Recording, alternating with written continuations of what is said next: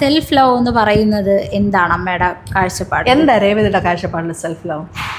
നമുക്ക് നമ്മളെ മനസ്സിലാക്കി നമ്മളെ ഒരു ഈ പ്രപഞ്ചത്തെ നമ്മൾ എത്രത്തോളം സ്നേഹിക്കുമോ അത്രത്തോളം നാം നമ്മെ സ്നേഹിക്കണം എന്നാണ് ഞാൻ വിശ്വസിക്കുന്നത്. എങ്ങനെ പ്രപഞ്ചത്തിനെ സ്നേഹിക്കും? നമുക്കത് അറിയില്ല. നമുക്ക് അത് അൺകണ്ടീഷണൽ ലവ് എന്നൊക്കെ പറയൂലേ നമ്മളുടെ.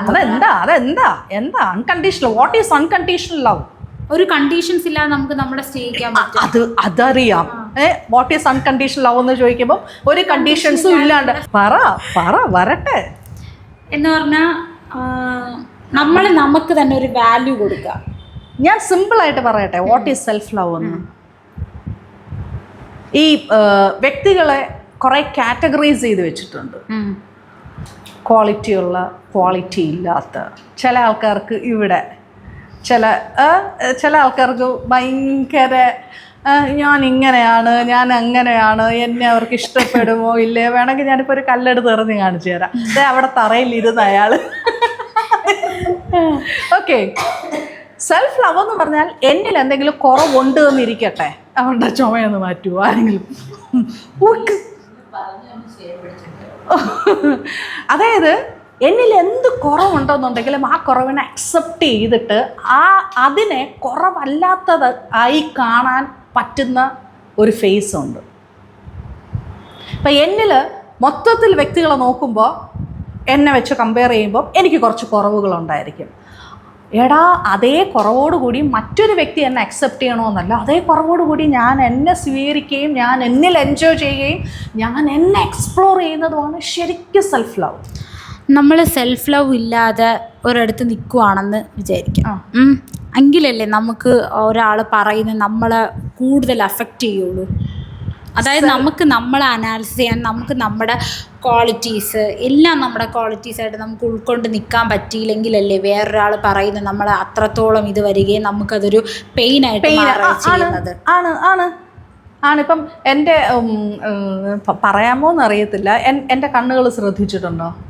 എൻ്റെ ഒരു കണ്ണ് വലുതും ഒരു കണ്ണ് ചെറുതുമാണ്. അപ്പം എന്നെ പണ്ട് എൻ്റെ ഫ്രണ്ട്സ് എന്നെ വിളിക്കണം 1.5 കണ്ണിൽ നിന്നാണ് വിളിക്കുന്നത്. അപ്പം എനിക്ക് ആദ്യം അത് പെയിനായിരുന്നു. പിന്നെ എപ്പോഴത്തേനും ഞാൻ ഭയങ്കര ഹാപ്പിയാണ്. കാര്യം എൻ്റെ 2 കണ്ണിനും കാഴ്ചയ്ക്ക് കുറവൊന്നുമില്ലല്ലോ. ഇടയ്ക്കിടയ്ക്ക് അടയ്ക്കും. ഇതും പറഞ്ഞിട്ടുണ്ട്, ഇടയ്ക്കിടയ്ക്ക് ഇങ്ങനെ ഐലിഡ് ക്ലോസ് ചെയ്യുന്നതിനും ആൾക്കാർ പറഞ്ഞിട്ടുണ്ട്. പക്ഷേ ഞാൻ ഹാപ്പിയാണ്. പറയുവാണെങ്കിൽ ആർക്കാ വിഷയം? പറയുന്ന ആൾക്കാ വിഷയം. അതൊരു തിരിച്ചറിവാണ്, അതൊരു ക്വാളിറ്റിയാണ്. ഒരു വ്യക്തിയിലെ കുറവുകളെ അത് കുറവായിട്ട് കാണാൻ സാധിക്കുക എന്ന് പറയുന്നത് അയാളിലിരിക്കുന്ന നെഗറ്റീവായിട്ടുള്ള ക്യാരക്ടറാണ്. എന്നാൽ ഒരു വ്യക്തിയിലെ കുറവുകളെ നിറവായിട്ട് കാണാൻ പറ്റുന്നത് ക്വാളിറ്റിയാണ്. അപ്പം അയാളിൽ ആ ക്വാളിറ്റി ഇല്ല. അയാളുടെ ക്വാളിറ്റി ഇല്ലാത്തതിന് ഞാൻ പെയിൻ എടുത്തിട്ട് എന്താ? സോ സെൽഫ് ലവിൻ്റെ ബേസ് എന്ന് പറഞ്ഞാൽ ബാക്കിയുള്ളവരെ ഒന്നും വെച്ച് കമ്പയർ ചെയ്യട്ടെ. ഞാൻ എന്നിൽ 100% ഹാപ്പി ആയിട്ടിരിക്കുക, ഞാൻ എന്നിൽ 100% ട്രസ്റ്റ്ഫുള്ളായിട്ടിരിക്കുക. അതാണ് സെൽഫ് ലവ് എന്ന് പറയുന്നത്. അതിനപ്പുറം ഇനി എന്നെ സ്നേഹിക്കാൻ ആരുമില്ലേ, പോടാ, ഈ ആറ്റിറ്റ്യൂഡായിരിക്കണം. ഞാൻ എന്നെ സ്നേഹിച്ച് തുടങ്ങിയാൽ മതി, ബാക്കി എൻ്റെ വേൾഡ് എന്നെ സ്നേഹിച്ച് തുടങ്ങിക്കോളും. എന്നെ ഞാൻ സ്നേഹിച്ച് തുടങ്ങാത്തിടത്തോളം കാലം എൻ്റെ കൂടെ ഇനിയിപ്പോൾ ഒരു പാർട്ട്ണർ ഉണ്ടെന്നിരിക്കട്ടെ, ആ പാർട്ട്ണറിന് കുറച്ച് നാൾ കഴിയുമ്പോൾ എന്നെ മടുക്കും. എൻ്റെ മക്കൾക്ക് എന്നോട് മടുപ്പ് തോന്നും, എൻ്റെ പാരൻസിന് എന്നോട് മടുപ്പ് തോന്നും. അപ്പോൾ ആർക്കും മടുപ്പ് ഉണ്ടാവാതിരിക്കണമെന്നുണ്ടെങ്കിൽ എന്ത് ചെയ്യണം? ആദ്യം ഞാൻ എൻ്റെ ക്വാളിറ്റി മനസ്സിലാക്കണം.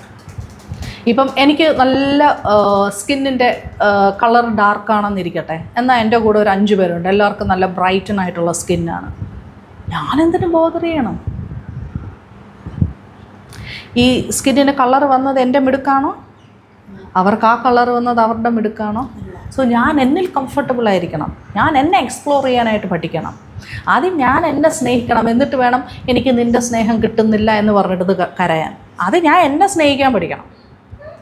എന്നെ ഞാൻ സ്നേഹിക്കാതെ ഒരിക്കലും എന്നെ അവൾ സ്നേഹിക്കുന്നില്ല, എന്നെ അവൾ സ്നേഹിക്കുന്നില്ല എന്ന് പറഞ്ഞിട്ട് യാതൊരു കാര്യമില്ല. ഫസ്റ്റ് നീ നിന്നെ സ്നേഹിക്കുക, ഞാൻ എന്നെ സ്നേഹിക്കുക. അതാണ് സെൽഫ് ലവ്. ക്യാമറ ഓഫ് ആണ്. ക്യാമറ ഓണാണ്. ആ നടക്കട്ടെ. ഞാൻ ഒരു കാര്യം പറയാം. ഓ, നീ പറഞ്ഞോ.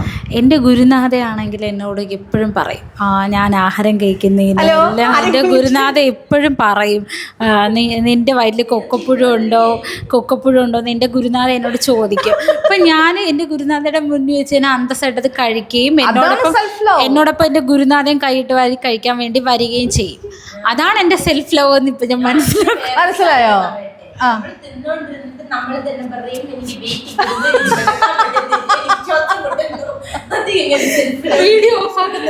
എടാ, ഈ സെൽഫ് ലവ് ഞാൻ പറഞ്ഞില്ല, വീഡിയോ കിടന്നോട്ടെ. ഈ സെൽഫ് ലവ് വേറെയും ആട്രിബ്യൂട്ട്സിൽ ഞാൻ പറയാം. ചില വ്യക്തികൾക്ക് ഓവർ വെയിറ്റ് ആയിരിക്കും. ഇപ്പം എന്നെ കാണുന്ന ചില ആൾക്കാർ പറയും, എൻ്റെ മമ്മിക്ക് ഭയങ്കര പേടിയാണ് ഞാൻ ഈ തടി വെച്ചിരിക്കുമ്പോൾ. മമ്മി ഒരു പറയും, ഞാൻ എന്നോട് മമ്മി ഇവിടെ വന്ന് നിന്നപ്പോൾ ഞാൻ 2 മുട്ട ബുൾസ അടിച്ച് കഴിച്ചപ്പോൾ മമ്മി തിന്ന് മുട്ട മെലിഞ്ഞിരിക്കുമല്ലേ. പഴങ്കഞ്ഞി കുടിച്ചുകൊണ്ടിരുന്നപ്പോഴത്തേനും മമ്മി മെലിഞ്ഞിരിക്കുമല്ലേ. ഇത് കാര്യം മമ്മിക്ക് വേറൊന്നുമല്ല, മമ്മിക്ക് പേടി. കാര്യം കുറേ അൺവാണ്ടഡ് ന്യൂസൊക്കെ പൊണ്ണത്തടികളുള്ളവർ തട്ടിപ്പോകുന്നു എന്നൊക്കെ. പക്ഷേ എൻ്റെ ബോഡി സ്ട്രക്ചർ ഇങ്ങനെയാണ്, അതെൻ്റെ മമ്മിക്ക് അറിയത്തില്ല. ഞാൻ ജനിച്ച നാൾ തൊട്ട് ഞാൻ ഗുണ്ടുമണിയാണ്, എൻ്റെ സ്ട്രക്ചർ ഇതാണ്. മനസ്സിലായില്ലേ? ഞാൻ കംഫർട്ടബിളാണ്. ഞാൻ എൻ്റെ തടിയെ ഞാൻ നല്ല രീതിയിൽ ഞാൻ ആസ്വദിക്കുന്നുണ്ട്. എനിക്ക് ഭയങ്കര ഇഷ്ടമാണ്. അല്ലാണ്ട് ഉണങ്ങി സ്ലിം ആയി കഴിഞ്ഞാൽ എൻ്റെ കഴുത്ത് നീണ്ട് എൻ്റെ കവിള് പൊട്ടിക്കഴിഞ്ഞാൽ ഒട്ടും കൊള്ളത്തില്ലായിരിക്കും. എനിക്കൊരു ഒരു സാറ്റിസ്ഫാക്ഷൻ കാണത്തില്ല. അപ്പോൾ ഈ പൊണ്ണത്തടിയുള്ളവരായിക്കോട്ടെ, പൊണ്ണത്തടി ഒരു പരിധിക്കപ്പുറം വെയിറ്റ് നമുക്ക് വിഷയമാണ്, മെയിൻറ്റെയിൻ ചെയ്യണം, വേണ്ടെന്നല്ല. പക്ഷേ ശരീരം എത്ര മെലിഞ്ഞിരുന്നാലും ശരീരം എത്ര തടിച്ചിരുന്നാലും മറ്റുള്ളവരുടെ കമൻസിനകത്ത് വീണ് പോകരുത്. മറ്റുള്ളവരുടെ കമൻസ് കേട്ടിട്ട് ഞാൻ എൻ്റെ ശരീരത്തെ മാറ്റാൻ നിൽക്കുമ്പോൾ അത് സെൽഫ് ലവ് അല്ല. ഞാൻ കംഫർട്ടബിളായിരിക്കുക. എനിക്ക് കളർ കുറവാണോ? ഞാൻ കംഫർട്ടബിളായിരിക്കുക. എനിക്ക് തടി കൂടുതലാണോ? കംഫർട്ടബിളായിരിക്കുക. ഇതൊക്കെ സ്പിരിച്വാലിറ്റിക്ക് അകത്ത് വരുന്ന ഒരു സീക്രട്ട് ഏരിയയാണ്. സ്പിരിച്വാലിറ്റി കണക്ട് ചെയ്യുന്ന വ്യക്തിക്ക് ഈ സെൽഫ് ലവിനെ ഇങ്ങനെ കുറേ ഏരിയാസ് കൂടെ, മിനിമം എനിക്ക് തോന്നുന്നു ഒരു 150-200 ഏരിയാസിനകത്ത് കൂടി ഇങ്ങനെ കുറച്ച് കാര്യങ്ങൾക്കകത്തുകൂടി പോകും. അതായത് റിഗ്രഷൻ, അല്ലെന്നുണ്ടെങ്കിൽ സെൽഫ് ഹേർട്ട്. എനിക്കൊന്നും നേടാൻ പറ്റിയില്ല, എനിക്കൊന്നും ചെയ്യാൻ പറ്റിയില്ല, എഫേർട്ട് ഇട്ട് പഠിച്ചിട്ടും എനിക്കൊരു ജോലി കിട്ടുന്നില്ല. മണ്ടത്തരേ ചിന്തയാണ്. എടാ, ജോലി കിട്ടില്ലെങ്കിൽ വേണ്ട, എടാ എൻജോയ് ചെയ്യടാ. അത് വീട്ടിൽ നിന്ന് ചോദ്യം വരുന്നു, പബ്ലിക്കിൽ നിന്ന് ചോദ്യം വരുന്നു. നീ സ്ഥിരമായിട്ട് ഒരു കാര്യം ചെയ്തിട്ട് അവിടെ നിന്ന് അത് കിട്ടിയില്ലെന്നുണ്ടെങ്കിൽ മറ്റൊരു വേ ഓപ്പൺ ആക്കണം.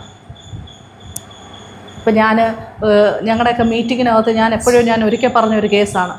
നിനക്ക് വെള്ളം ദാഹിച്ചു വയ്യ, നീ തൊട്ടടുത്തൊരു ഷോപ്പിൽ പോയി. അവിടെ പോയി ചെന്ന് നീ ഒരു ബോട്ടിൽ വെള്ളം ചോദിച്ചു, അവിടെ വെള്ളമില്ല, ബോട്ടിൽ വെള്ളമില്ല. അപ്പോൾ എന്ത് ചോദിക്കും? വേറെ എന്തെങ്കിലും വെള്ളമുണ്ടോ? ഇനി അവിടെയും നമ്മൾ ആഗ്രഹിച്ച സാധനം കാണത്തില്ല. നമ്മൾ എന്ത് ചെയ്യും? എവിടെ ഉണ്ടോ നമ്മൾ അങ്ങോട്ട് പോകും. ഇത് സെൽഫ് ലവ് ഉള്ളവന് മനസ്സിലാകും. ഓക്കെ, കുറേ ട്രൈ ചെയ്തിട്ട് എനിക്ക് ആ ഏരിയയിൽ എനിക്ക് കണക്റ്റ് ആവുന്നില്ല, കിട്ടുന്നില്ല എന്നുണ്ടെങ്കിൽ അയാൾ എന്ത് ചെയ്യും? അയാൾ അടുത്ത ഏരിയ നോക്കും. ആ അടുത്ത ഏരിയ നോക്കാൻ വേണ്ടി അയാളിൽ ഉണ്ടായി വരേണ്ട ഒരു പോസിറ്റീവ് വൈബ്രൻസ് ഉണ്ട്. ഈ വൈബ്രൻസ് സ്പിരിച്വാലിറ്റിക്കകത്തേക്കുമ്പോൾ കണക്റ്റ് ആവും. മനസ്സിലായോ?